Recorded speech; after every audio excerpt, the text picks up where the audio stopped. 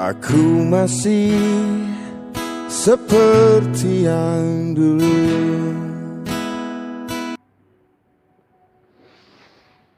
Oke, pembelajaran kita pada hari ini menguatkan praktek yang kamu lakukan minggu lalu, yaitu tentang gerak benda dan makhluk hidup. Ya, jadi nanti kamu bisa menyempurnakan lagi hasil praktek yang kamu lakukan. Oke, tujuan dari pembelajaran kita hari ini itu kamu mampu memahami konsep gerak lurus, gaya, dan gerak benda dan makhluk hidup.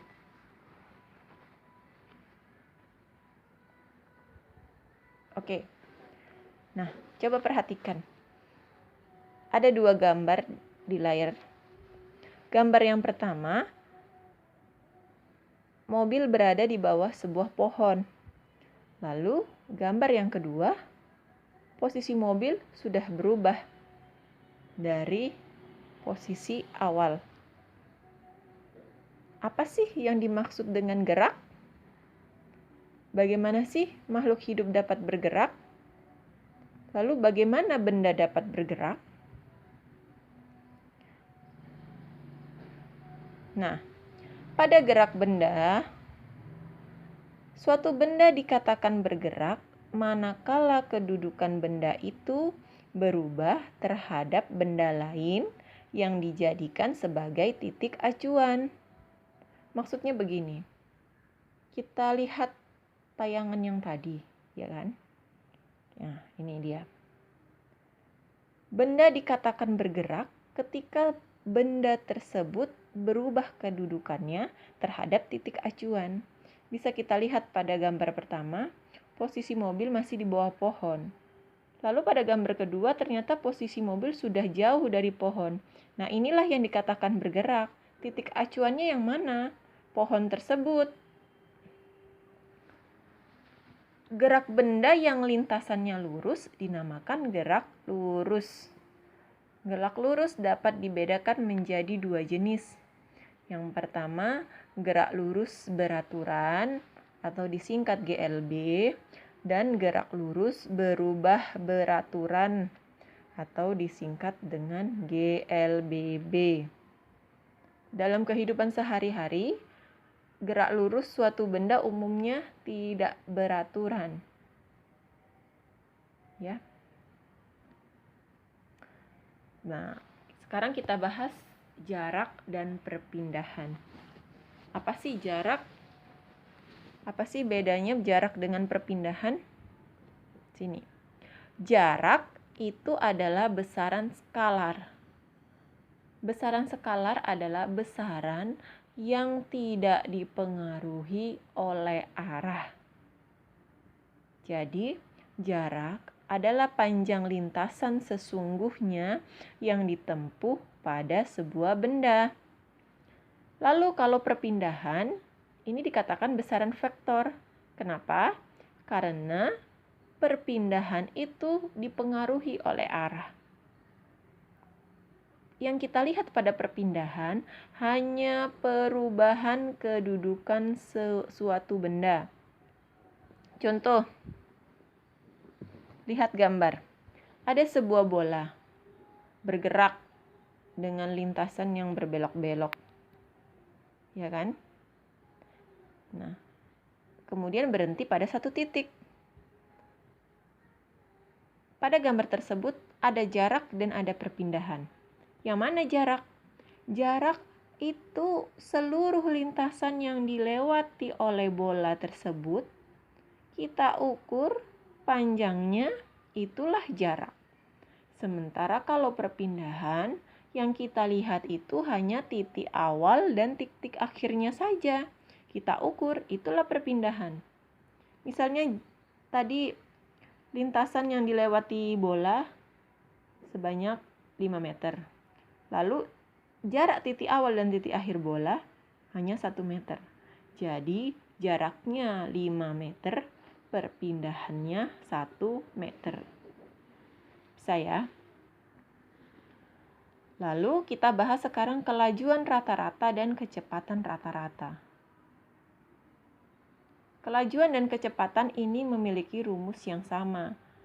Hanya saja kelajuan yang kita pakai adalah jaraknya, sementara kecepatan yang kita pakai perpindahannya. Lihat. Kelajuan itu didefinisikan sebagai hasil bagi antara jarak total yang ditempuh dengan selang waktu untuk menempuhnya. Rumusnya V sama dengan S per T. Sementara kecepatan rata-rata didefinisikan sebagai perpindahan benda dalam selang waktu tertentu. Rumusnya sama, hanya dia pakai delta S per delta T. Contoh kita hitung tadi. Pada kasus tadi diketahui jaraknya 5 meter, ya kan? Perpindahannya 1 meter. Lalu kita tentukanlah misalnya waktu tempuhnya itu katakanlah 2 detik.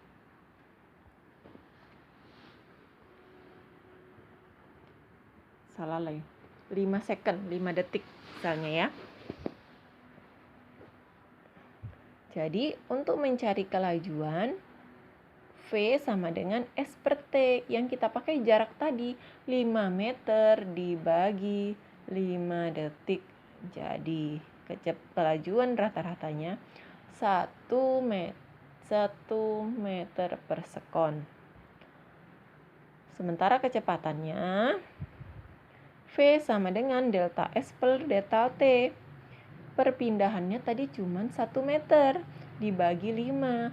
Jadi kecepatan rata-rata 0,2 meter per sekon. Bisa? Lalu ada rumus tentang kecepatan sesaat. Kecepatan sesaat ini adalah selang waktu mendekati 0, di mana kecepatan sesaat dalam bentuk limit. Nanti di tingkat SMA baru kita pelajari lebih, ya. Percepatan. Percepatan itu perubahan kecepatan pada selang waktu tertentu. Simbolnya A, rumusnya delta V per delta T. Jadi kalau tadi kecepatan S per T, percepatan V per T. Ya kan? Lalu satuannya meter per sekon kuadrat. Nah, ini kita. Gerak lurus beraturan. Gerak benda pada lintasan lurus dengan kecepatan tetap. Untuk posisi grafiknya seperti ini. Untuk kecepatan grafiknya seperti ini. Catatan yang perlu kamu ketahui, pada gerak lurus beraturan, V-nya konstan, percepatannya 0. Lalu pada gerak lurus berubah beraturan atau GLBB, ini gerak benda pada lintasan lurus dengan kecepatan berubah, tapi berubahnya secara beraturan. Grafiknya juga seperti pada gambar. Untuk grafik posisi begitu gambarnya. Untuk grafik kecepatan seperti itu gambarnya. Untuk grafik percepatan seperti ini gambarnya. Di sini yang perlu kamu ingat, pada gerak lurus berubah beraturan, A-nya yang konstan, percepatannya yang konstan. Oke. Sampai sini materi pembelajaran yang Ibu sampaikan. Kalau ada pertanyaan, boleh langsung ditanya di WA pribadi Ibu. Minggu depan kita akan bahas soal, ya. Terima kasih atas perhatiannya. Assalamualaikum warahmatullahi wabarakatuh.